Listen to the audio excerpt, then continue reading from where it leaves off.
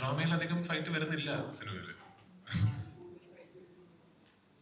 അല്ല, സിനിമയിൽ ആക്ഷൻ ഉണ്ട്, ഇല്ലെന്ന് ഞങ്ങൾ ആരും പറഞ്ഞിട്ടില്ലല്ലോ. പക്ഷെ അങ്ങനെ ഡ്രാമയിൽ കൂടുതൽ ഫൈറ്റിൽ കുറവ്, ഇമോഷണൽ കൂടുതൽ ത്രിൽ, അങ്ങനല്ല ഈ സിനിമ. എനിക്ക് ഈ സിനിമയിൽ ഏറ്റവും ഇഷ്ടപ്പെട്ടത് ഇതിന്റെ ഡ്രാമ തന്നെയാണ്. എനിക്ക് ഏറ്റവും വർക്കായത് ഇതിന്റെ ഡ്രാമ തന്നെയാണ്. ഇതൊരു കഥാപാത്രത്തിനെ പിന്തുടർന്ന് പോകുന്ന ഒരു നറേറ്റീവ് ഉള്ള സിനിമയാണ്. രാജീവൻ എന്ന് പറയുന്ന ഒരു കഥാപാത്രത്തിനെ പിന്തുടർന്ന് പോകുന്ന ഒരു സ്വഭാവം ഈ നറേറ്റീവിനുണ്ട്. അപ്പൊ ആ കഥാപാത്രം കടന്നു പോകുന്ന സാഹചര്യങ്ങളിൽ ഡ്രാമയും ത്രില്ലും ഇമോഷൻസും ആക്ഷനും ഒക്കെ ഉണ്ട്. പക്ഷെ ഇതിനെ അങ്ങനെ ഒരു പ്രത്യേക ജോണറിലേക്ക് ക്ലാസിഫൈ ചെയ്ത് കെട്ടിയിടാൻ പറ്റുന്ന ഒരു സിനിമയല്ല. ഇതിനെ ഒരു ആക്ഷൻ സിനിമ എന്ന് വിളിക്കാനോ ഒരു ത്രില്ലർ സിനിമ എന്ന് വിളിക്കാനോ ഈവൻ ഒരു പ്യോർ ഡ്രാമ എന്ന് വിളിക്കാനോ പറ്റുന്ന ഒരു സിനിമയാണെന്ന് ഞാൻ വിശ്വസിക്കുന്നില്ല. ഈ സിനിമയ്ക്ക് അതിന്റെ സ്വഭാവമുണ്ട്, പല പല ജോണറുകളിലൂടെ സഞ്ചരിച്ചു പോകുന്ന ഒരു സിനിമയാണ്. ഞാൻ ഒരുപാട് പ്രാവശ്യം പറഞ്ഞിട്ടുള്ള വാചകമാണ് ഈ സിനിമയെ കുറിച്ച്. സുപരിചിതമായ കഥാസാഹചര്യങ്ങൾ അത്ര സുപരിചിതമല്ലാത്ത രീതിയിൽ പറയുന്ന ഒരു സിനിമ. അപ്പൊ നിങ്ങൾ ഈ സിനിമ കാണാൻ വരുമ്പോഴും ആ രീതിയിൽ ഒരു ഓപ്പൺ മൈൻഡോട് കൂടി വന്നാൽ നന്നായിരിക്കും. കാരണം ഒരുപക്ഷെ നിങ്ങൾ അത്ര യൂസ്ഡ് ആയിട്ടുള്ള ഒരു നറേറ്റീവ് സ്റ്റൈൽ അല്ല ഈ പടത്തിന്റെ. അത് ഫ്രം ദ ഫസ്റ്റ് ഷോട്ട് നിങ്ങൾക്ക് കഥ പറയുന്ന രീതി അൺയൂഷ്വൽ ആണ് എന്ന് തോന്നുകയും മേ ബി അത് ഒരുപാട് നിങ്ങൾ തന്നെ പ്രീകൺസീവ്ഡ് ആയിട്ടുള്ള നോഷൻസ് ആയിട്ട് വന്നാൽ ചിലപ്പോൾ നിങ്ങൾക്ക് ചിലപ്പോൾ അതിനൊരു കണക്ട് കിട്ടാത്ത പോലെ തോന്നിയേക്കാം. So come with an open mind. എത്തരത്തിലുള്ള സിനിമയാണ്, എല്ലാ സിനിമകളും ആക്ച്വലി അങ്ങനെയാണ് കാണേണ്ടത്. Come with an open mind. എത്തരത്തിലുള്ള സിനിമയാണെന്നൊന്നും സ്വയം ഒരു അസംഷൻ സൃഷ്ടിക്കാതെ നിങ്ങൾ വന്ന് കണ്ടാൽ ഒരു രസമുള്ള പരിപാടിയായിരിക്കും തോന്നുന്നു. കേൾക്കുന്നില്ല മോനെ, അതിനെ കുറിച്ചൊക്കെ പറഞ്ഞാൽ മതി.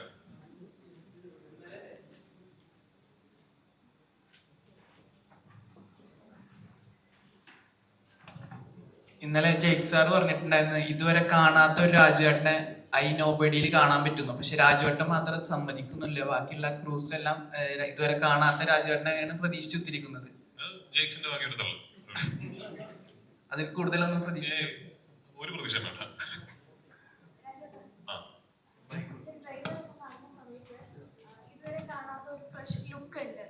കോസ്റ്റ്യൂമിലാണെങ്കിൽ പോലും ഇതുവരെ ഈ കഴിഞ്ഞ ഇടയ്ക്കൊന്നും കാണാത്ത രാജുവേട്ടൻ്റെ ഒരു ലുക്കാണ് ഇതിൽ കാണുന്നത്. അപ്പോൾ ഇതൊരു ഫ്രഷ് ലുക്ക്, ഫ്രഷ് സ്റ്റാർട്ട് അല്ലെങ്കിൽ ഒരു ഫ്രഷ് ഒരു കൺസെപ്റ്റ് നമുക്ക് തരുകയാണോ ചെയ്യുന്നത്? ഇതിൽ രാജീവന്റെ ലുക്കിന്റെ ഏറ്റവും വലിയ ബ്രീഫ് എന്ന് പറഞ്ഞാൽ രാജീവന്റെ ഒരു ലുക്കും നിങ്ങൾ ഓർമ്മയിൽ നിൽക്കരുത് എന്നുള്ളതാണ്. Because is a nobody. അപ്പൊ നിങ്ങൾക്ക് ഈ സിനിമയിൽ എൻ്റെ ഏതെങ്കിലും ഒരു കോസ്റ്റ്യൂം, എൻ്റെ ഏതെങ്കിലും ഒരു ലുക്ക് ഇത് നിങ്ങൾക്ക് ഭയങ്കരമായിട്ട് നിങ്ങളുടെ മെമ്മറിയിൽ ആ ഇമേജറി ഇങ്ങനെ സ്റ്റക്കായി നിൽക്കുന്നുണ്ടെങ്കിൽ അത് ഞങ്ങളുടെ ഭാഗത്തു നിന്ന് പറ്റിയൊരു ഫെയിലിയറാണ്. നിസാം ഈ കഥാപാത്രത്തിന് രൂപം കൊടുത്തിരിക്കുന്നത്, സമീർ ഈ ക്യാരക്ടറിനെ കൺസീവ് ചെയ്ത് എഴുതിയിരിക്കുന്നത് ഇയാളുടെ ഒന്നും തന്നെ ആരുടെയും ഓർമ്മയിൽ നിൽക്കാത്ത രീതിയിൽ വേണം ഇയാൾ. കാരണം ഞാൻ ഇന്ന് രാവിലെ മറ്റൊരു പ്രസ് മീറ്റിൽ പറഞ്ഞതുപോലെ രാജീവനും മീരയും ആർ ക്വിൻറ്റസെൻഷ്യലി നോ ബഡീസ്. ഒരു പക്ഷെ നിങ്ങളുടെ തൊട്ടടുത്തുള്ള വീട്ടിൽ 10 കൊല്ലമായിട്ട് നിങ്ങളുടെ അയൽക്കാരായി ജീവിക്കുന്നവരാണെങ്കിൽ പോലും നിങ്ങൾ അവരെ ഒരു പക്ഷെ പരിചയപ്പെട്ടിട്ടുണ്ടാവില്ല.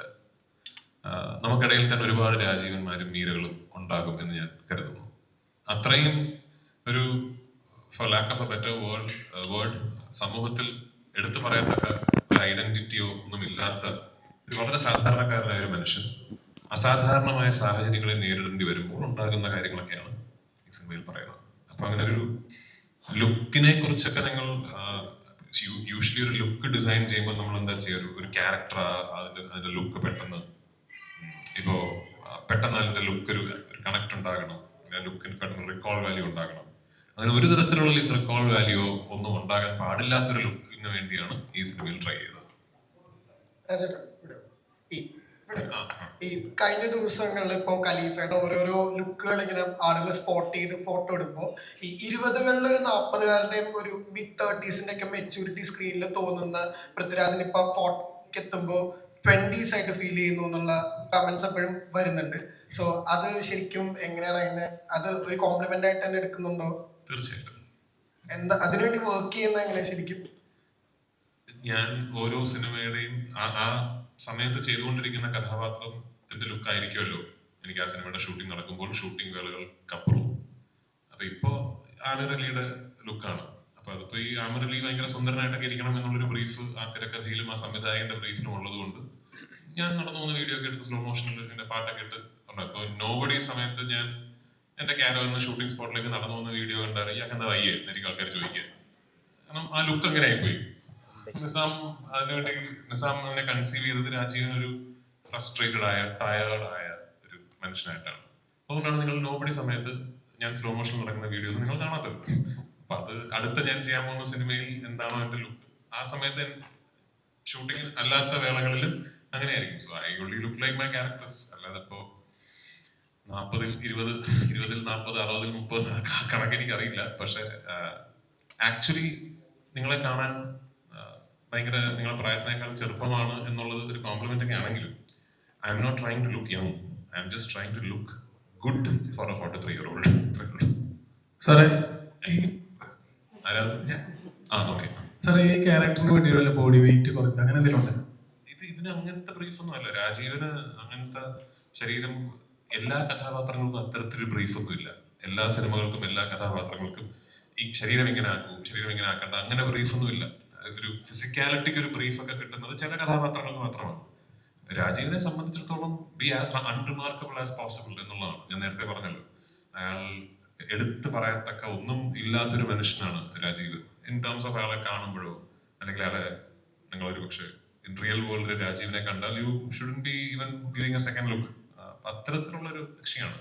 അല്ലാതെ ഇങ്ങനെ ഈ സിനിമയ്ക്ക് വേണ്ടി തടി കുറയ്ക്കൂ അല്ല അങ്ങനത്തെ ബ്രീഫൊന്നും നിസാമോ സമീറോ എനിക്ക് തന്നിട്ടില്ല.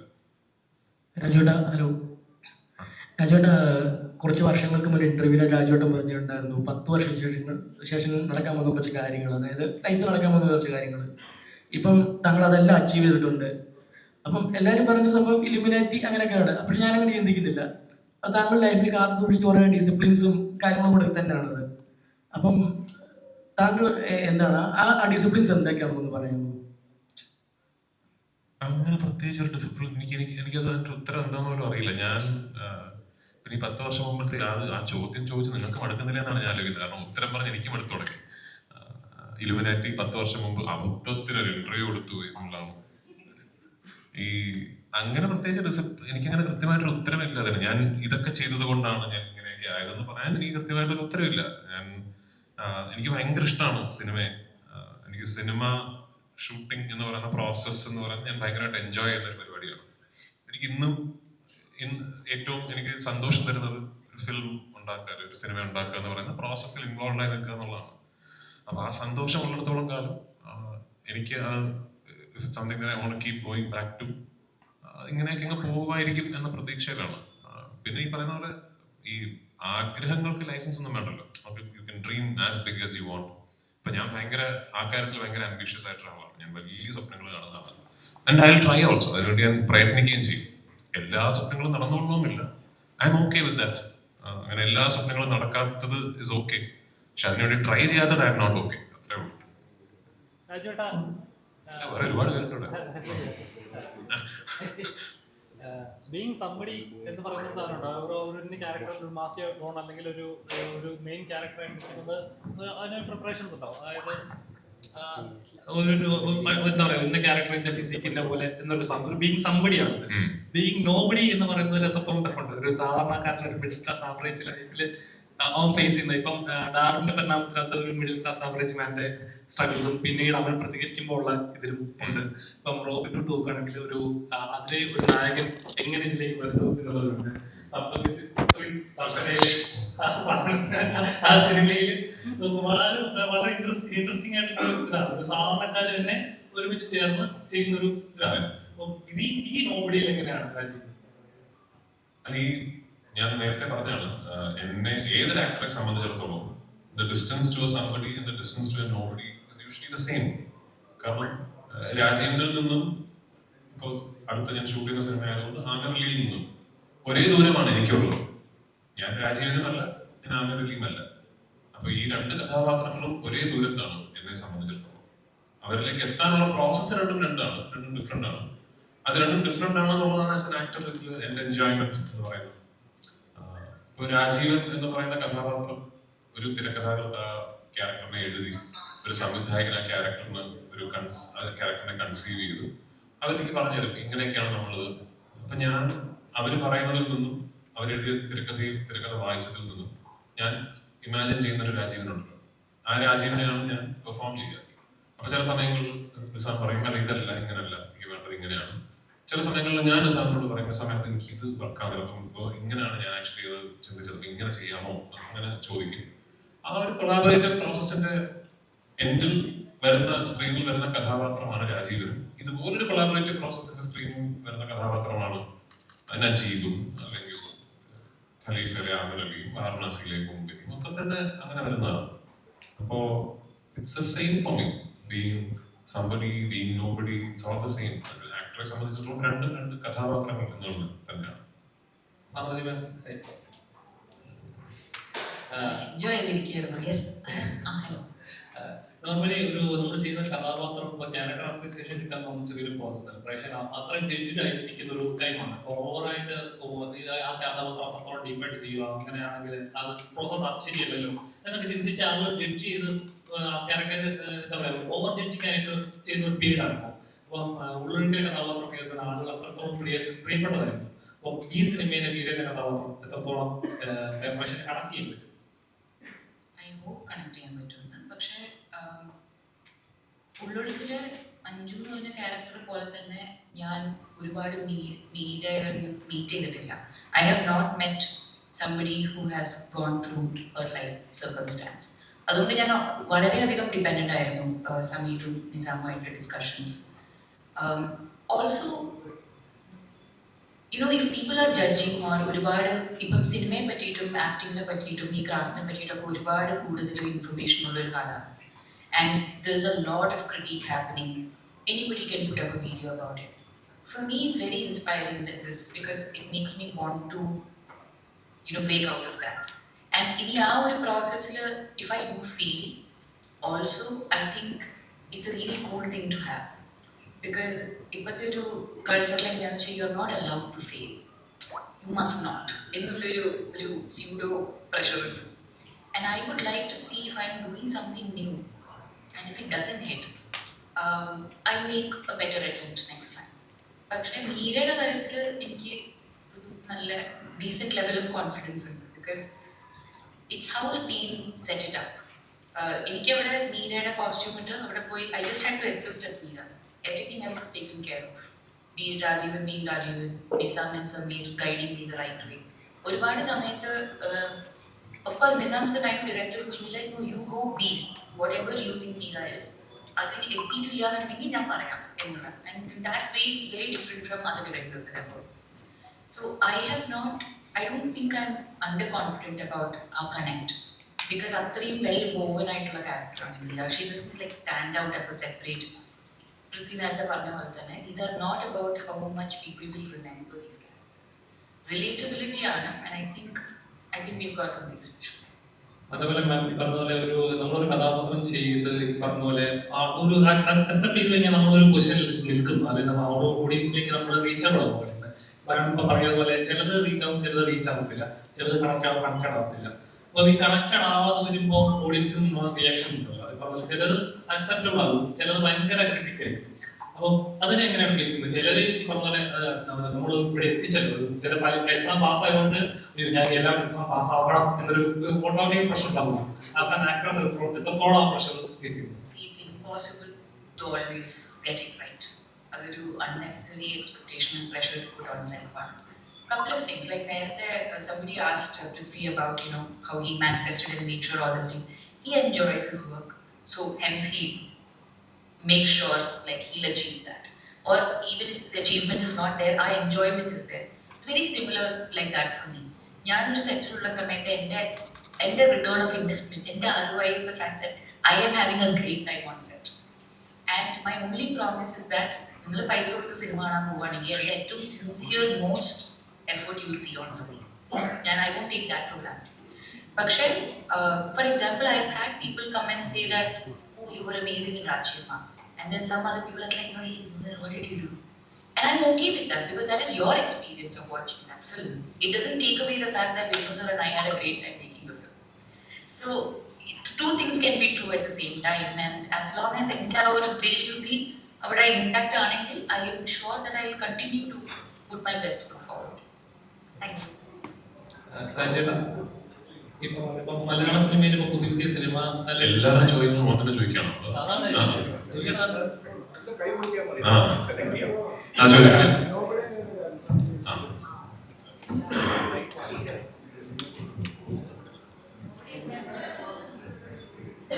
നോബഡി എങ്ങനെയാണ് രാജു സാറിലേക്ക് എത്തുന്നത്?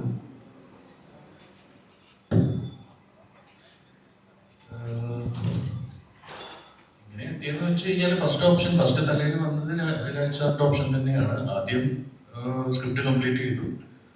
രാജീവനായിട്ട് തന്നെയാണ് ചെയ്തത്. ഇപ്പൊ അത് ഏത് സിനിമയാണെങ്കിലും ക്യാരക്ടറായിട്ട് പോർട്രേ ചെയ്യാനാണ് ആദ്യം. അത് ഫുള്ളി ഡെവലപ്പ് ചെയ്യുക എന്നുള്ളതാണ് ഫസ്റ്റ് ട്രൈ. അത് കഴിഞ്ഞിട്ട് ഇതിലേക്കുള്ള ഓപ്ഷൻസ് ആലോചിക്കും നമ്മൾ. ഇയാൾ ചെയ്ത ശരിയോ, വേറെ ആൾ ചെയ്ത് ശരിയോ. പക്ഷെ ഇതില് നമുക്ക് ആദ്യം കിട്ടിയത് രാജേഷിന്റെ ഇത് തന്നെയാണ്. തലയിലേക്ക് വന്നതും അത് തന്നെയാണ്. പോയി പറഞ്ഞു നോക്കി, പുള്ളിക്ക് ഇഷ്ടപ്പെട്ടു, അവിടെ തോന്നായി. രാജേട്ടാ ഹലോ.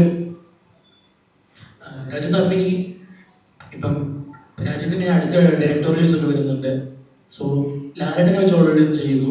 അപ്പോൾ അതുപോലെ മമ്മൂക്കയെ വെച്ചോ അതായത് ഓൾസോ താങ്കൾക്ക് ഇനിയും ഡയറക്റ്റ് ചെയ്യാൻ ആഗ്രഹമുള്ളൊരു നടനാണ്. എനിക്ക് ഈ ഒരു നടനെ ഡയറക്റ്റ് ചെയ്യണം, അയാളെൻ്റെ പടത്തിൽ വേണമെന്ന് തോന്നുന്നൊരു നടനായിരിക്കും. ഒരുപാട് പേരുണ്ട് മലയാളത്തിൽ എത്ര ടാലന്റഡ് ആയിട്ടുള്ള ആക്ടേഴ്സ് ഉണ്ട്. ഞാൻ ഇവരെ കാണുമ്പോഴൊക്കെ എനിക്ക് ഇവരെ സിനിമ ചെയ്താൽ കൊള്ളാം എനിക്ക് തോന്നാറുണ്ട്. പക്ഷേ ആസ് എ ഡയറക്ടർ നമുക്ക് അത്രയും സിനിമകളൊന്നും ചെയ്യാൻ പറ്റില്ലല്ലോ. ഐ എം ഷുവർ നിങ്ങൾ ഏതൊരു സംവിധായകനോട് ചോദിച്ചാലും അയാളെ ചിന്ന ആളെ സിനിമയെ ചെയ്യണ്ട എന്ന് പറയുന്നവർ വളരെ ചുരുക്കമായിരിക്കും തോന്നും. ഞാൻ അങ്ങനെ ഒരാളാണ്. എനിക്കിപ്പോൾ ഒരുപാട് ആക്ടേഴ്സിനെ എനിക്ക് ഇംപ്രസീവ് ആയിട്ട് തോന്നാറുണ്ട്. അറിയില്ല അങ്ങനെ ഒരു ഞാൻ ലൂസിഫർ ഉൾപ്പെടെ ലാലേട്ടനെ വെച്ചൊരു സിനിമ ചെയ്യാം എന്ന ചിന്തയിൽ നിന്നുണ്ടായ സിനിമയല്ല അത്. അപ്പൊ അടുത്ത് എനിക്ക് സംവിധാനം ചെയ്യണമെന്ന് തോന്നുന്ന ഒരു കഥ വരുമ്പോൾ ആ കഥയിൽ കറക്റ്റ് ആണെന്ന് തോന്നുന്ന ഏത് ആക്ടറാണോ അങ്ങനെയാണ് അതിലേക്ക് എത്തുന്നത്. അതിനോട് ആഡ് ഓൺ ചെയ്യാനാണ്. ഇപ്പൊ ഒരുപാട് വർഷം മുമ്പ് പറഞ്ഞിട്ടുണ്ട് എനിക്കൊരു സിനിമ റീമേക്ക് ചെയ്യണമെന്നുണ്ടെങ്കിൽ അത് മാർഗമായിരിക്കും. എന്റെ ആ ചോദ്യം എന്നോട് ആരോ ചോദിച്ചു. ഞാൻ അഭിനയിച്ച സിനിമകളിൽ ഹൈപ്പോത്തറ്റിക്കലി സ്പീക്കിംഗ് ഏതെങ്കിലും ഒരു സിനിമ ഒന്നുകൂടെ ചെയ്യണമെന്നുണ്ടെങ്കിൽ ഏതെങ്കിലും ഒരു സിനിമയുടെ പേര് പറയൂ. ഞാൻ പറഞ്ഞൊരു സിനിമയുടെ പേര് പറഞ്ഞോ. അത് ശരിക്കും ഇപ്പോഴും ആഗ്രഹമുണ്ടോ? ഇപ്പോഴും ആഗ്രഹമുണ്ടോ? കാരണം ആ ക്യാരക്ടർ ഭയങ്കര ഒരു കിടിലൻ ക്യാരക്ടറൈസേഷൻ ഒക്കെ ഉള്ളതാണോ? എനിക്ക് ആക്ച്വലി റീമേക്ക് ചെയ്യണമെന്ന് ആഗ്രഹമേ ഇല്ല ഒരു സിനിമയിൽ. എന്നാൽ ചോദ്യം അങ്ങനെയായിരുന്നു. അതുകൊണ്ട് ഞാൻ ഉത്തരം പറഞ്ഞു. പിന്നെ ഓഫ്കോഴ്സ് ആഗ്രഹം എന്താണെന്ന് ചോദിച്ചാൽ ഇപ്പോ ഇന്നത്തെ ചുറ്റുപാടുകളിൽ ഇന്നത്തെ ഒരു സിനിമയ്ക്ക് അവൈലബിൾ ആയിട്ടുള്ള ഇൻഫ്രാസ്ട്രക്ചർ ഇന്നിപ്പോ എന്റെ സിനിമയ്ക്ക് പറ്റുന്ന ബഡ്ജറ്റിലും കാര്യങ്ങളിലും ഒക്കെ അന്നത്തെ കാലത്ത് എന്റെ കരിയറിന്റെ ആ സ്റ്റേജിൽ അതൊരു വലിയ സിനിമയാണ്. പക്ഷെ എന്നിരുന്നാലും അന്ന് ഒരുപാട് ലിമിറ്റേഷൻസ് നിന്നുകൊണ്ട് ചെയ്തൊരു സിനിമയാണ്. അപ്പൊ ആ സിനിമ, ആ വിഷയം, ആ കഥാപാത്രം അത്തരം ലിമിറ്റേഷൻസ് ഒന്നും ഇല്ലാത്ത ഇന്നത്തെ മലയാള സിനിമാ ലോകത്ത് ഒന്നുകൂടെ ഇന്ന് ചെയ്തിരുന്നെങ്കിൽ ഇനി കുറെ കൂടെ ബെറ്റർ ആയിട്ട് ആ സിനിമ ചെയ്യാമായിരുന്നു എന്ന് തന്നെയാണ് എനിക്കും തോന്നിയിട്ടുള്ളത്. അത് എല്ലാ പഴയ സിനിമകൾക്കും ആ ഒരു ഇതുണ്ടല്ലോ. പക്ഷെ അതുകൊണ്ട് അത് എനിക്കങ്ങനെ എന്നോട് ചോദിച്ച ചോദ്യത്തിന് ഉത്തരം പറഞ്ഞേ ഉള്ളൂ. സോളമൻ എനിക്ക് ഭയങ്കര ഇഷ്ടപ്പെട്ട ക്യാരക്ടറാണ്. എനിക്ക് ആസ് എൻ ആക്ടർ ഒരുപാട് പുതിയ കാര്യങ്ങൾ എനിക്ക് തന്നെ അവെയർ ആയ ഒരു ക്യാരക്ടറാണ്. അപ്പൊ അന്ന് എന്നോട് ചോദിച്ച ചോദ്യത്തിന് ഞാൻ പറഞ്ഞ ഉത്തരം പറഞ്ഞു.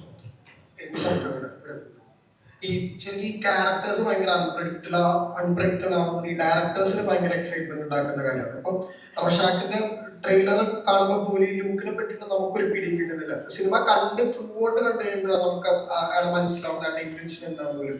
ഈ നോബഡിയിലും അങ്ങനത്തെ ഒരു ക്യാരക്ടർ ഡിസൈൻ ആണ്. നമുക്ക് ഒട്ടും പിടി തരാത്ത ഒരാളായിരിക്കും ടുവേർഡ്സ് ദ എൻഡ് വരെ. ഒരിക്കലുമല്ല. അത് രാജു ഓൾറെഡി അതിനുള്ള ഉത്തരം പറഞ്ഞു. എന്താ പറയാ, നിങ്ങൾക്ക് അറിയാവുന്ന ഒരാൾ തന്നെയാണ്, പക്ഷെ അധികം ശ്രദ്ധിക്കാത്ത ആളായിരിക്കും. ഈ ആൾക്കൂട്ടത്തിലൊക്കെ ഉണ്ടാവുന്ന ഒരാളാണ് രാജീവ്.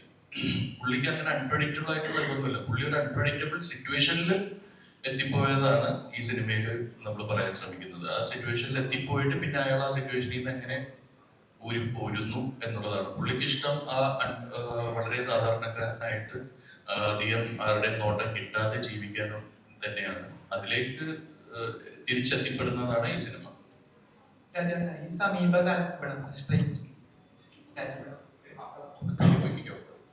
ഈ സമീപകാലത്തായിട്ട് രാജേട്ടൻ കുറെ അധികം പഴയ കഥാപാത്രങ്ങൾ സോഷ്യൽ മീഡിയയിൽ സെലിബ്രേറ്റ് ചെയ്യുന്നുണ്ട്. ഇപ്പോ കലണ്ടറിലായാലും ഹീറോയിലായാലും ഇപ്പോ സ്വപ്നക്കിളിക്കൂട്, പിന്നെ അതേപോലെ തന്നെ ചോക്ലേറ്റ്. ഇപ്പൊ ഈ ഇടയ്ക്ക് ഞാൻ കുറെ ആയിട്ട് കണ്ടത് ചോക്ലേറ്റ് ആണ്. അപ്പൊ അതുകൊണ്ട് എനിക്കിത് കാണാറുണ്ടോ, അത് കാണുമ്പോൾ എന്താണ് തോന്നുന്നത്? ചിലതൊക്കെ കാണാറുണ്ട്, കാണാൻ നല്ല രസം തോന്നാറുണ്ട്. നമ്മൾ പണ്ടെപ്പോഴോ ചെയ്തൊരു സിനിമ ഇപ്പൊ എനിക്ക് എല്ലാ ആക്ടേഴ്സിനും അങ്ങനെയാണെന്ന് അറിയില്ല. എനിക്കൊക്കെ ഇപ്പൊ ഞാൻ പണ്ട് ചെയ്തൊരു സിനിമയുടെ ഒരു ക്ലിപ്പൊക്കെ കാണുമ്പോൾ അതിന്റെ ഷൂട്ടിംഗ് സമയമൊക്കെയാണ് ഓർമ്മ വരിക. നമ്മളോ വന്ന് ഇങ്ങനെ ഷൂട്ടിങ്ങിന്റെ ഇന്ന സ്ഥലത്ത് ഇന്ന ആൾക്കാരുടെ കൂടെ ഷൂട്ട് ചെയ്തത് അതിന്റെയൊക്കെ ഓർമ്മകളാണ് വരാറുള്ളത്. എന്നെ സംബന്ധിച്ചിടത്തോളം it's more often than not ഒരു പ്ലസന്റ് മെമ്മറിയാണ്. അപ്പൊ അടുത്തിടയ്ക്ക് കുറെ കുഞ്ഞു കുഞ്ഞ് സ്വപ്നക്കൂടിലെ കഥാപാത്രത്തിന്റെ കുറെ സീനുകൾ ഇങ്ങനെ ഇൻസ്റ്റാഗ്രാം റീൽസ് ഒക്കെ, അപ്പൊ ചിലതൊക്കെ എനിക്ക് വരാറുണ്ട്, ഞാൻ കാണാറുണ്ട്.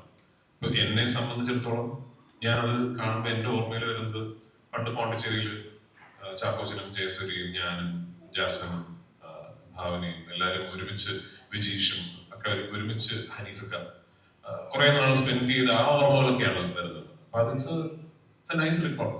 അത് തോന്നാറുണ്ട്.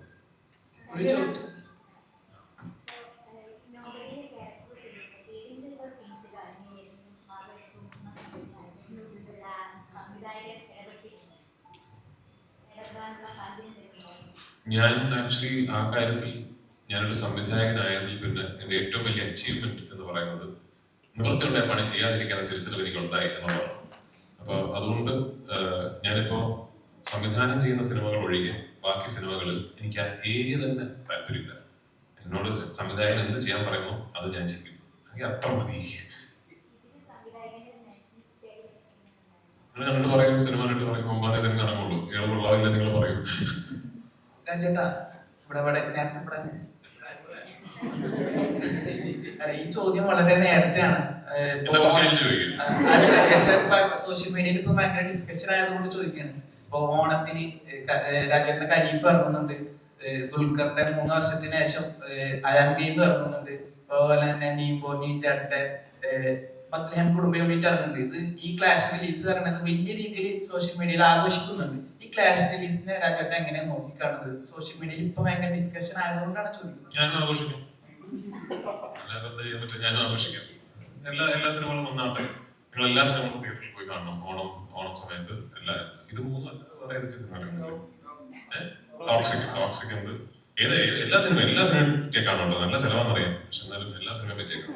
ഇതിൽ ഏതെങ്കിലും ഒരു സിനിമ മാത്രമാണ് നിങ്ങൾ കാണാൻ തീരുമാനിക്കുന്നെങ്കിൽ നിങ്ങൾ ഖലീഫാണ്.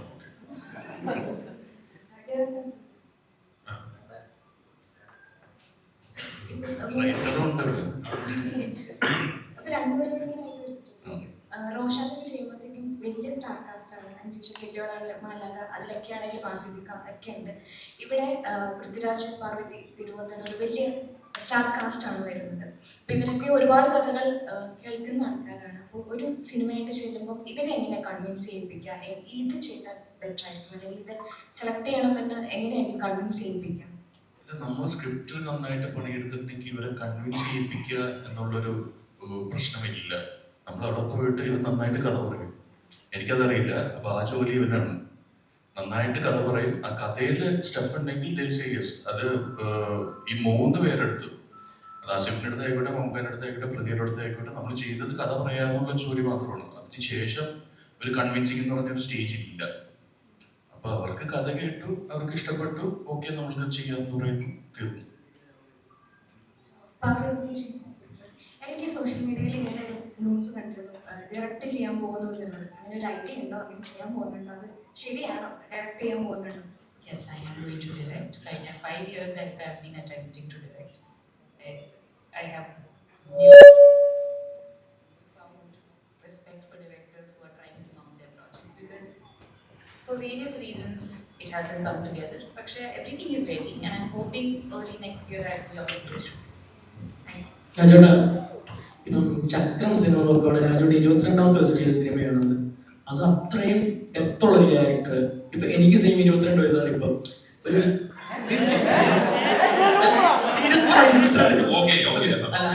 സീരിയസ്ലി അപ്പം എനിക്കിപ്പോഴും അത്ഭുതമാണ് 22 വയസ്സുകാരൻ എങ്ങനെ അത്രയും വലിയൊരു ക്യാരക്ടർ. കാരണം അത് പല പ്രായങ്ങൾ അതിനകത്ത് പെർഫോം ചെയ്യുന്നതുകൊണ്ട് ഭയങ്കര ഒരു ക്യാരക്ടറാണത്. അതെങ്ങനെയാണ് ചെയ്തെടുത്തത്? ഓൾസോ അതിന് ഏറ്റവും സ്ട്രഗിൾസ് എന്തായിരുന്നു? ഓൾസോ അതിനകത്ത് എന്തൊക്കെ ചെയ്യേണ്ടി വന്നത്? അതിന്റെ പൂർണ്ണ ക്രെഡിറ്റ് ലോഹിതദാസ് എന്ന് പറയുന്ന ജീനിയസ് റൈറ്റർ ഡയറക്ടർക്കുള്ളത് തന്നെയാണ്. ആ പ്രായത്തിൽ ചന്ദ്രഹാസ് എന്ന് പറയുന്ന കഥാപാത്രത്തെ പൂർണ്ണമായിട്ട് മനസ്സിലാക്കാനോ അതിനെ കോംപ്ലിമെന്റ് ചെയ്യാനോ മാത്രമുള്ളൊരു മാനസിക വളർച്ച തന്നെ എനിക്ക് ഇല്ല. അപ്പോ ആ സംവിധായകൻ പറയുന്നത് കേട്ട് അദ്ദേഹം തരുന്ന ബ്രീഫ് പരമാവധി മനസ്സിലാക്കി അദ്ദേഹം എന്നോട് ആവശ്യപ്പെട്ട കാര്യങ്ങൾ ചെയ്തതാണ് ഇന്ന് നിങ്ങൾ സ്ക്രീനിൽ കാണുന്നത്. അങ്ങനത്തെ കുറെ ക്യാരക്ടേഴ്സ്, അതായത് എൻ്റെ ഒരു ലൈഫ് സ്കിൽസിനൊക്കെ അപ്പുറമുള്ള ഒരുപാട് കഥാപാത്രങ്ങൾ ചെറിയ പ്രായത്തിൽ ചെയ്യാൻ സാധിച്ചു എന്നുള്ളത് തന്നെയാണ് എൻ്റെ ഏറ്റവും വലിയൊരു process of refinement as an actor. അല്ല ഞാനൊരു ആക്ടിങ് പഠിക്കുകയോ അതൊരു തിയററ്റിക്കലായിട്ട് അങ്ങനെ ഒരു കാര്യങ്ങൾ പഠിക്കുകയോ ചെയ്തിട്ടുള്ള ഒരാളല്ല. അപ്പൊ അത്തരം വലിയ വലിയ സംവിധായകർക്കൊപ്പം കഴിവുറ്റ തിരക്കഥാകൃത്തുകൾ സൃഷ്ടി കഥാപാത്രങ്ങൾക്ക് മുഖം നൽകാൻ സാധിച്ചു എന്ന് പറയുന്നത് തന്നെയാണ് എൻ്റെ പഠനം എന്ന് ഞാൻ കരുതുന്നു. ആ രീതിയിൽ ഏറ്റവും കൂടുതൽ കാര്യങ്ങൾ എനിക്ക് പഠിക്കാൻ സാധിച്ച ഒരു സിനിമ കൂടിയാണ് ചക്രം. ലോകി സാറിനോട് ഞാൻ അടുത്ത സിനിമ, ലോകി സാർ സംവിധാനം ചെയ്ത അടുത്ത സിനിമയിൽ അഭിനയിക്കാൻ ഇരിക്കുകയായിരുന്നു അദ്ദേഹം നമ്മളെ വിട്ട് പോകുന്നത്. എനിക്ക് ഭയങ്കര നഷ്ടമായിട്ട് ഞാൻ എപ്പോഴും അതിനെ കാണുന്നു. അദ്ദേഹത്തോട് ഒരു സിനിമ കൂടി ചെയ്തിരുന്നെങ്കിൽ പിന്നെ കുറെ കാര്യങ്ങൾ പഠിക്കാൻ സാധിച്ചതെന്ന് ഞാൻ കരുതുന്നു. അൺഫോർച്ചുനേറ്റ്ലി നടന്നില്ല. റോബിൻ ഹുഡ് ഇറങ്ങിയിട്ട് 17 വർഷമായി. ഇറങ്ങിയിട്ട് 12 വർഷമായി. 2 മോശമായി ബന്ധപ്പെട്ടുള്ള പടങ്ങളായിരുന്നു. ഇത് അതുപോലെ മോശമായി പോണ നല്ല സിനിമയായിരിക്കും. ഇതിൽ ഒരു ബാങ്ക് കവർച്ച ഉണ്ട് എന്നുള്ളത് നിങ്ങൾക്ക് ഇതിന്റെ ടീസർ ട്രെയിലറിൽ ഓൾറെഡി മനസ്സിലായ കാര്യമാണ്. പക്ഷെ അതല്ല ഈ സിനിമയുടെ വിഷയം. ആ ബാങ്ക് മോഷണമല്ല ഈ സിനിമയുടെ വിഷയം എന്ന് പറയുന്നത്. അത് ഇതിന്റെ ഈ സിനിമയിൽ നടക്കുന്ന ഒരുപാട് കാര്യങ്ങൾക്ക് ഒരു കാറ്റലിസ്റ്റ് ആണ്, അല്ലെങ്കിൽ അതിന്റെ ഒരു തുടക്കം എന്ന് പറയാൻ മാത്രം സാധിക്കുന്ന ഒരു പോയിന്റ്. പിന്നെ ഓഫ്കോഴ്സ് അതിൽ നിന്ന് ഇങ്ങനെ സ്പ്രെഡായി പോകുന്ന കുറെ സീരീസ് ഓഫ് സർക്കംസ്റ്റാൻസസ് ആണ് ഈ രാജീവൻ എന്ന് പറയുന്ന ആളുടെ ലൈഫും മീരയുടെ ലൈഫിനെയൊക്കെ മാറ്റിമറിക്കുന്നത്. അപ്പൊ ഇതിനെ ഒരു മുഴുനീള ഒരു ഹൈസ്റ്റ് ഫിലിം എന്നൊക്കെ പറഞ്ഞ മണി ഹൈസ്റ്റ് എന്ന് പറയുന്ന സീരീസ്, അത് out and out heist based. ഇതങ്ങനല്ല. ഇതൊരു ഞാൻ പറഞ്ഞില്ല, ഒരുപാട് ജോണറുകൾ ഉള്ള ഒരു സിനിമയാണ്. അതിലൊന്ന് മാത്രമാണ് ഈ പറയുന്ന റോബറി അല്ലെങ്കിൽ ബാങ്ക് കവർച്ച എന്ന് പറയുന്നത്.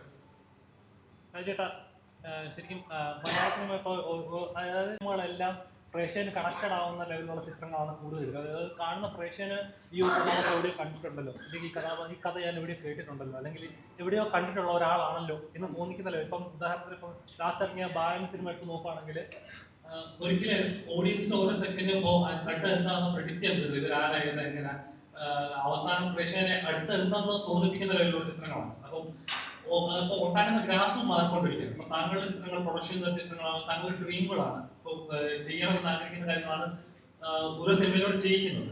അപ്പോൾ ഇനി ചെയ്യുന്ന പ്രോജക്റ്റുകളാണെങ്കിലും എന്തൊരു വിഷൻ ടൈപ്പ് ഓഫ് പ്രോജക്റ്റുകൾ ചെയ്യാനാണ് താങ്കൾ ആഗ്രഹിക്കുന്നത്? അങ്ങനെ ഒരു പാറ്റേൺ ഒന്നുമില്ല. ഇപ്പൊ പറഞ്ഞതുപോലെ മലയാള സിനിമ ഇപ്പോൾ ചെയ്തുകൊണ്ടിരിക്കുന്നത് ഇത് നമുക്കറിയാമല്ലോ, നമുക്കറിയുന്ന ഒരാളാണല്ലോ എന്ന് തോന്നിക്കുന്ന മലയാള സിനിമയിലെ ഏറ്റവും വലിയ വാണിജ്യ വിജയം എന്ന് പറയുന്നത് ലോക എന്ന് പറഞ്ഞ സിനിമയാണ്. അതിലെ കേന്ദ്ര കഥാപാത്രത്തിനെ എവിടെയോ കണ്ടിട്ടുണ്ടല്ലോ നിങ്ങൾക്ക് തോന്നുകയാണെങ്കിൽ കുഴപ്പമാണ് ആക്ച്വലി. അപ്പൊ അങ്ങനെ ഒരു ബ്രീഫ് ഒന്നും ഇല്ല. സിനിമ എന്റർടൈനിങ് ആവുക, സിനിമ ആൾക്കാരുമായിട്ട് കണക്ട് ആവുക, ഇതൊക്കെ പറയുമ്പോൾ ഭയങ്കര ഈസിയാണ്. പക്ഷെ ഈസി ആയിട്ട് നടക്കുന്ന കാര്യങ്ങളൊന്നുമല്ല. അതിനങ്ങനെ ഭയങ്കര ഓവർ അനലൈസ് ചെയ്തിട്ട് അങ്ങനെ ഒരു പുതിയ പ്ലാൻ ഉണ്ടാക്കാനൊന്നും ആർക്കും കഴിയുന്നില്ല. അപ്പൊ ഇനിയും ഞാൻ അഭിനയിക്കുകയും നിർമ്മിക്കുകയും സംവിധാനം ചെയ്യുകയും ഒക്കെ ചെയ്യുന്ന സിനിമകൾക്ക് ഇത് തന്നെയുള്ള ബ്രീഫാണ്. കഥ എനിക്ക് ഇഷ്ടപ്പെടണം, എനിക്ക് ആ കഥ പറയണമെന്ന് തോന്നുന്ന രീതിയിൽ ആ കഥ പറയണം. ആൻഡ് ദെൻ ആൾക്കാർക്ക് ഇഷ്ടപ്പെടട്ടെ എന്ന് നമ്മൾ പ്രത്യാശിക്കുന്നു. അതിനപ്പുറത്തേക്ക് നമുക്കങ്ങനെ ഇപ്പൊ ഇതാണ് പാറ്റേൺ, അപ്പൊ ഈ പാറ്റേൺ ഒരു സിനിമ എടുത്താൽ കൂടും, അല്ലെങ്കിൽ ഇപ്പൊ ഇങ്ങനെ ഈ പരിപാടി മാറി അതുകൊണ്ട് ഇങ്ങനെ ഒരു പുതിയ രീതിയിൽ ഒരു സിനിമ എടുത്താൽ അങ്ങനെ ഒരു കറക്റ്റ് ഒരു ഇക്വേഷൻ ഒന്നും ഇതിനില്ല എന്ന് ഞാൻ കരുതുന്നു.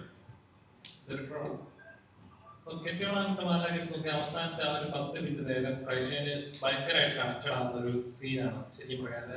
എന്താ പറയാ, ഒരുപാട് പേര് പറഞ്ഞ പോലെ അങ്ങനെയുള്ള ആളുകളും ഉണ്ട് എന്നുള്ളത്. ഇപ്പൊ പിന്നെ അവശാക്ക് എടുത്ത് നോക്കിക്കഴിഞ്ഞാൽ എല്ലാം നഷ്ടപ്പെട്ട് എല്ലാം നശിപ്പിക്കാൻ പറ്റുന്നവരുടെ കഥാപാത്രം. ഇപ്പം രാജീവിന്റെ കുടുംബം നോക്കിയാൽ എല്ലാം നോർമലി പോയിട്ട് എങ്ങനെ ആവുന്നതെന്ന് അറിയത്തില്ല. ഇപ്പൊ എത്രത്തോളം താങ്കളുടെ കഥകളാണെങ്കിൽ ചെയ്യുന്ന സ്ക്രിപ്റ്റുകളാണ് ഇപ്പൊ എത്രത്തോളം കെയർഫുൾ ആണ്, എങ്ങനത്തെ കഥാപാത്രം ചൂസ് ചെയ്യുന്ന ഒരു രീതി ഉണ്ടല്ലോ.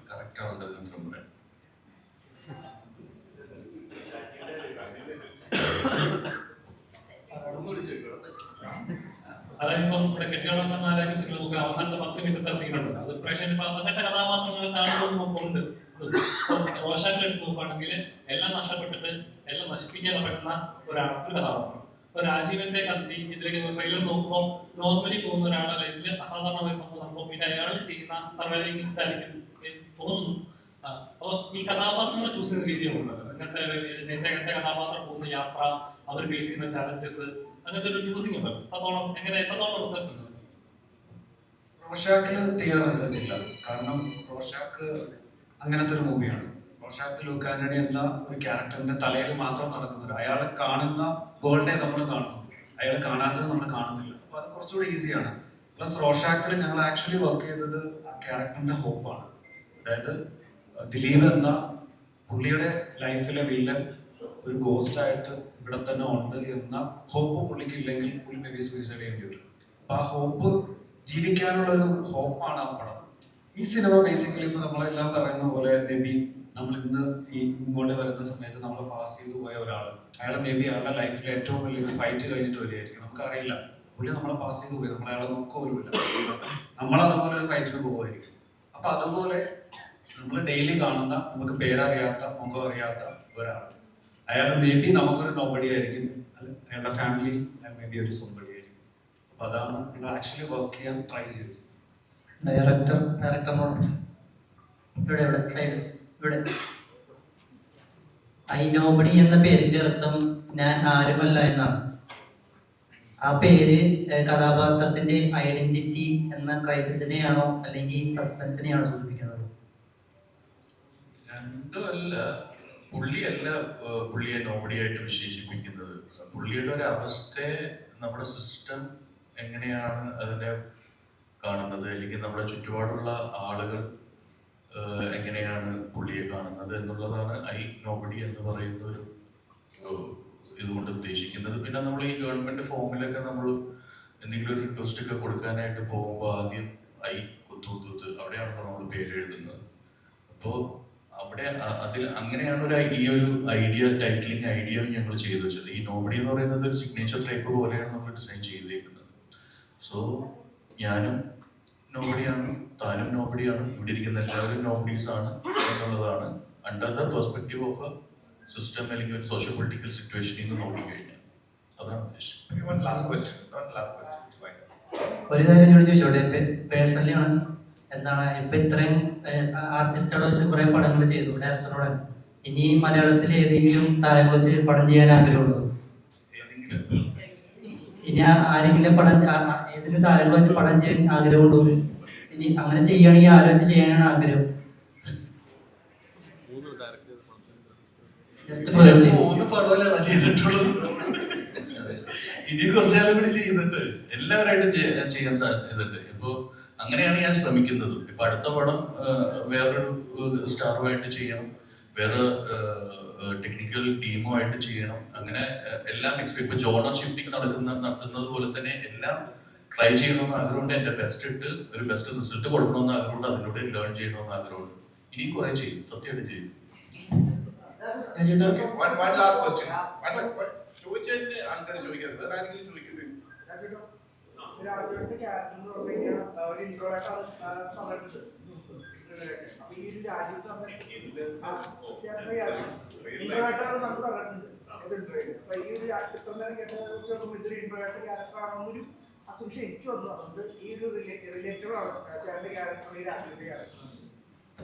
ഇൻട്രോവേർട്സ് എന്ന് പറയുന്നത് ഒരു ബഹുജന ജനറിക് ഗ്രൂപ്പ് ഒന്നുമല്ല. അതിൽ തന്നെ ഉണ്ടാവുമല്ലോ വലിയ വ്യത്യാസം ആൾക്കാരുടെ. ഞാൻ ഇപ്പോൾ എൻ്റെ ജോലിയുടെ ഭാഗമായതുകൊണ്ട് മാത്രം ഇത്തരം ഒരു ക്രൗഡിൻ്റെ ഇടയിൽ വന്നിരിക്കുന്ന ആളാണ്, അല്ലെങ്കിൽ ഞാൻ വരില്ല. എനിക്കൊരു വലിയ ജനക്കൂട്ടത്തിനിടയിൽ പോയി ടൈം സ്പെൻഡ് ചെയ്യാൻ ഇഷ്ടപ്പെടുന്ന ഒരാളല്ല ഞാൻ. I am more comfortable either alone or എൻ്റെ വളരെ ഇൻറ്റിമേറ്റ് സർക്കിളിൽ മാത്രം കംഫർട്ടബിൾ ആകുന്ന ഒരാളാണ് ഞാൻ. മേ ബി അങ്ങനെ നോക്കുകയാണെങ്കിൽ രാജീവൻ അത്തരത്തിലൊരാളായിരിക്കും. പക്ഷെ അതുകൊണ്ട് ഇവർ സിമിലർ കൈൻഡ് ഓഫ് പീപ്പിൾ ആകുന്നില്ല. രാജീവൻ എന്നെ പോലെയേ അല്ല. രാജീവൻ എന്നിൽ നിന്നും ഒരുപാട് ദൂരത്ത് നിൽക്കുന്ന ഒരാളാണ്. ഇതിന്റെ ഈ സിനിമയുടെ ഒരു ഇൻട്രസ്റ്റിംഗ് പരിപാടി എന്ന് വെച്ചാൽ, ഞാൻ തൊട്ട് മുമ്പ് ഒരു ഇന്റർവ്യൂവിൽ പറഞ്ഞാണ്, കാരണം ഈ നമുക്കറിയാത്ത ആൾക്കാർ, നമുക്ക് ആരാണ് എന്താണ് എന്നറിയാത്ത ഒരാൾക്കാർ, ഫോർ എക്സാമ്പിൾ നമുക്ക് ചില ആളുകൾ ഉണ്ടാവുമല്ലോ നമ്മുടെ തൊട്ടടുത്ത വീട്ടിൽ കഴിഞ്ഞ 10 വർഷമായിട്ട് നമ്മുടെ അയൽക്കാരാണ്, പക്ഷെ നമുക്ക് അവരെ അറിയില്ല. നമ്മൾ ആദ്യമായിട്ട് ഒരു പക്ഷെ അവരെ കുറിച്ച് കേൾക്കുന്നത്, അറിഞ്ഞോ ഇന്നലെ അവരുടെ വീട്ടിൽ രാത്രി ഒരു കള്ളൻ കയറി, അപ്പൊ അവിടുത്തെ മറ്റേ പ്രവീൺ എന്ന് പറയുന്ന സോക്കോളോ ആ കള്ളനെ തലക്കടിച്ചു പോകും. അപ്പൊ നമുക്കെന്താണ് പിന്നെ അയാളെ കുറിച്ചുള്ള നമ്മുടെ ഫസ്റ്റ് ഐഡന്റിറ്റി? വീട്ടിൽ കക്കാൻ കയറിയ കള്ളനെ തലക്കടിച്ചു വന്ന യുവാവ്. അതാണ് അയാളെ കുറിച്ചുള്ള നമുക്ക് അറിയുന്ന ഫസ്റ്റ് ഐഡന്റിറ്റി. അയാളെ ഒരു സാധാരണ മനുഷ്യനായിരിക്കും. അയാൾ അന്ന് രാത്രിയിൽ സംഭവിച്ച മറ്റെന്തോ കാരണങ്ങളാൽ സംഭവിച്ചൊരു ഇതായിരിക്കാം. പക്ഷെ നമുക്കും അയാൾക്ക് ചുറ്റുമുള്ള സമൂഹത്തിനും അയാളെ കുറിച്ച് ഇപ്പോൾ ഐഡന്റിറ്റി കള്ളനെ തലക്കടിച്ചു കൊന്നാണ് എന്നുള്ളതാണ്. അപ്പോൾ അത് സർക്കംസ്റ്റാൻസ് അയാൾക്ക് കൊടുക്കുന്ന ഒരു ഐഡന്റിറ്റിയാണ്. അതുപോലൊരു സീരീസ് ഓഫ് സർക്കംസ്റ്റാൻസസിലൂടെ താൻ ആഗ്രഹിക്കാത്ത, താനായി കൺസ്ട്രക്ട് ചെയ്യാത്ത ഒരു ഐഡന്റിറ്റി ഉണ്ടായി പോകുന്ന ഒരാളാണ് ഈ സിനിമയുടെ നറേറ്റീവിലുള്ളിൽ രാജീവൻ എന്ന് പറയുന്ന ഈ നോവലി. അതാണ് ഇതിലെ കഥാപാത്രം. അല്ലാതെ ഒരു ഇൻട്രോവേർട്ട് എന്നൊക്കെ പറഞ്ഞ അങ്ങനെ ഒറ്റ ഇടാൻ പറ്റുന്ന ഒരാളല്ല. രാജോട്ടാ, ഹലോ, രാജോട്ടാ, വാരണാസിയെ പറ്റി 22 ചോദ്യം ചോദിച്ചു. വാരണാസിയെ പറ്റി എന്തെങ്കിലും അപ്ഡേറ്റ് ഷൂട്ടിംഗ് നമ്മൾ ചെയ്തു. കുംഭയെ പറ്റി എന്താണ് ഞാൻ എക്സൈറ്റഡ് ആയിട്ട് കാത്തിരിക്കാനുള്ളത്? എനിക്ക് അതിനുള്ള സിനിമ ഷൂട്ട് നടന്നുകൊണ്ടിരിക്കുകയാണ്.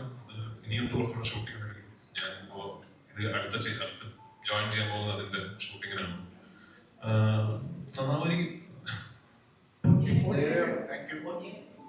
നിങ്ങൾ ആ സിനിമയ്ക്കും നമ്മളിത് ചെയ്യില്ലേ? നിങ്ങൾ ഇതുപോലെ വരില്ലേ? നമ്മൾ എന്തായാലും ഒരു പ്ലസ് മീറ്റ് ഉണ്ടാവുമല്ലോ. അപ്പൊ ഇപ്പൊ എല്ലാം പറഞ്ഞാൽ ഇപ്പൊ എന്ത് പറയും?